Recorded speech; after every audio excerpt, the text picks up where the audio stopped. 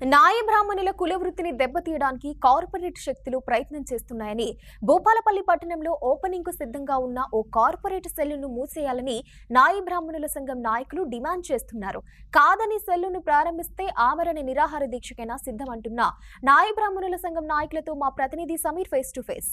కుదేలు చేస్తున్నాను మరి అప్పుడే వివరించారు సినీ కవి. మరి ఇప్పుడు భూపాలపల్లి పట్టణానికి సంబంధించి కూడా భూపాలపల్లి మంజూర్ నగర్లో పింక్ అండ్ బ్లూస్ అని చెప్పేసి నాయి బ్రాహ్మణులకు సంబంధించినటువంటి కుల వృత్తిని కుదేలు చేసే విధంగా మా జీవనోపాధిని కోల్పోయేటటువంటి ప్రమాదం ఉంది, మేము రోడ్డున పడతామంటూ ఇక్కడ మున్సిపాలిటీ కమిషనర్కు మరి వినతి పత్రం ఇచ్చారు. మరి ఆ కార్పొరేట్ శక్తుల్ని అడ్డుకోవాలని చెప్పి ఇక్కడ నాయి బ్రాహ్మణ సంఘం నాయకులు అయితే కోరుతున్నారు. వాళ్ళతో మాట్లాడే ప్రయత్నం చేద్దాం. నమస్తే అన్న. మొత్తానికి అంటే మీ సమస్య ఏంటి? కార్పొరేట్ శక్తులు ఈ విధంగా రావడాన్ని మీరు ఎట్లా చూస్తారు?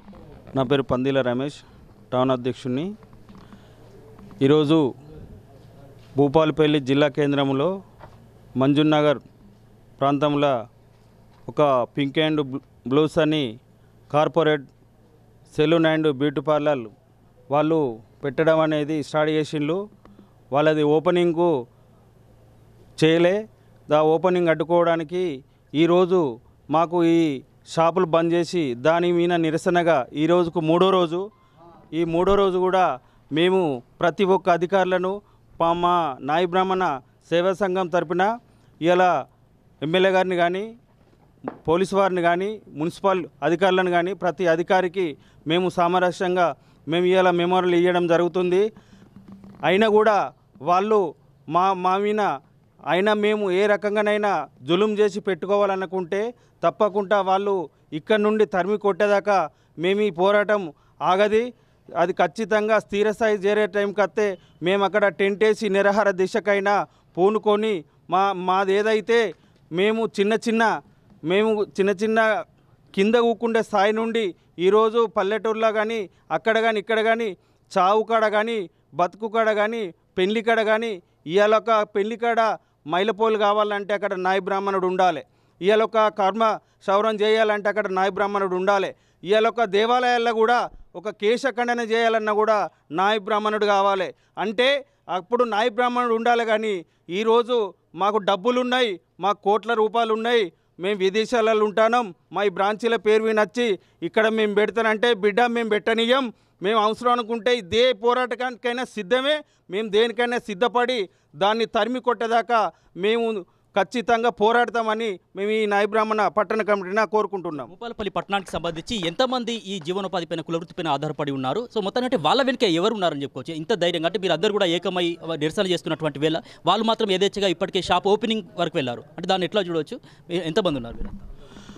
మేము ఇక్కడ మాకు 100 నుండి 150 షాపుల దాకా ఉన్నాయి, 150 కుటుంబాల దాకా ఉన్నాయి. షాపులు కూడా 100 షాపుల దాకా ఉన్నాయి. ఇప్పుడు వాళ్ళు ఇక్కడ భూపాలపల్లి జిల్లా కేంద్రంలో వాళ్ళు షాప్ పెట్టిందంటే ఈరోజు ప్రతి మండల్లో కానీ ప్రతి విలేజ్లో కానీ వాళ్ళకు మా వృత్తి మాది కోల్పోతుంది, మా జీవనోపాధి కూడా కోల్పోతుంది. ఎందుకు అంటే ఇవాళ ఇక్కడ షాప్ పెట్టిండు, రేపు కాటారంలో పెట్టచ్చు, మాదేపూర్లో పెట్టచ్చు, చిట్టాలను పెట్టచ్చు, ప్రతి మండల హెడ్ క్వార్టర్లో కూడా పెట్టచ్చు. అయితే వాళ్ళు ఈరోజు ఇక్కడికి రావడానికి వాళ్లకు పైసల ధనం బలముతోటే ఇలా రష్యా నుండి వచ్చి ఇక్కడ బ్రాంచ్ పెడతానంటేనే దాన్ని ప్రజలు కూడా గమనించాలి. ఇప్పటికీ 3 రోజుల నుండి మేము బంద్ చేసినా కూడా మా కస్టమర్లు కూడా మా విన ప్రేమ కొద్దీ వాళ్ళు మమ్మల్ని కూడా మీరు చేసే పోరాటంలో న్యాయం ఉన్నది, మీ కొరకు మేము ఎన్ని రోజులైనా కూడా గడ్డాలు కటింగ్ చేయించుకోకుండా మేము ఉంటాం, మీకు కూడా మద్దతుగా ఉంటామని వివిధ కుల సంఘాలు కూడా మాకు ఇప్పటికి ఫోన్లు చేయడం జరుగుతుంది. వీళ్ళు ఇప్పటికే ఆపు చేయకపోతే రేపు కూడా కుల సంఘాలను కలుస్తాం, అందరినీ కలుపుకొని దాన్ని తరిమి కొట్టేదాకా మేము ఈ పోరాటాన్ని ఆప్ చేయమని కోరుకుంటాను. సో ఈ సమస్య పైన ప్రధానంగా భూపాలపల్లి ఎమ్మెల్యే గంట సత్యనారాయణరావు గారిని కలవడం జరిగిందా? అధికారులను కలిసినప్పుడు వాళ్ళు ఏం చెప్తున్నారు, ఎమ్మెల్యే గారు ఏం చెప్పారు? ఎమ్మెల్యే గారు కూడా మాకు హామీ ఇవ్వడం జరిగింది. అది ఏంటంటే అది జీవనోపాధి మీరు ఆధారపడి ఉన్నారు, కుల వృత్తి వినా మీ ఆ వృత్తి తప్ప మీకు ఇంకో పని లేదు. సరే వాళ్ళు ఎంతటోళ్ళైనా కూడా నా దగ్గర ఉన్న వాళ్ళకు అన్యాయం జరగకుండా ఇన్ని కుటుంబాలు రోడ్డున పడకుండా దాన్ని నేను కాపాడుతా, మిమ్మల్ని నేను కాపాడుకుంటా అని సార్ కూడా హామీ ఇవ్వడం జరిగింది. సో ఏదేమైనప్పటికీ కూడా ఇప్పటికే ఓపెనింగ్ వరకు వెళ్ళినటువంటి నేపథ్యంలో ఒకవేళ వాళ్ళు ఓపెనింగ్ కనుక చేస్తే మీరంతా అంటే దానికి సంబంధించినటువంటి కార్యాచరణ ఏ విధంగా ఉండబోతుంది? కార్యాచరణ అనేది మేము చూపిస్తాం. వాళ్ళు ఇప్పుడు మున్సిపల్ అధికారి మన కమిషనర్ సార్ కూడా చెప్పిండు, మేము పోయి దాన్ని ఇప్పుడే మేము రద్దు చేస్తామని కూడా హామీ ఇచ్చిండు సారు. అయినా కూడా సార్ వాళ్ళు చెప్పినా కూడా వినకపోతే మేము అక్కడ టెంట్ వేసి అక్కడ ఆమరణ నిరాహార దీక్షకైనా సిద్ధపడతాం.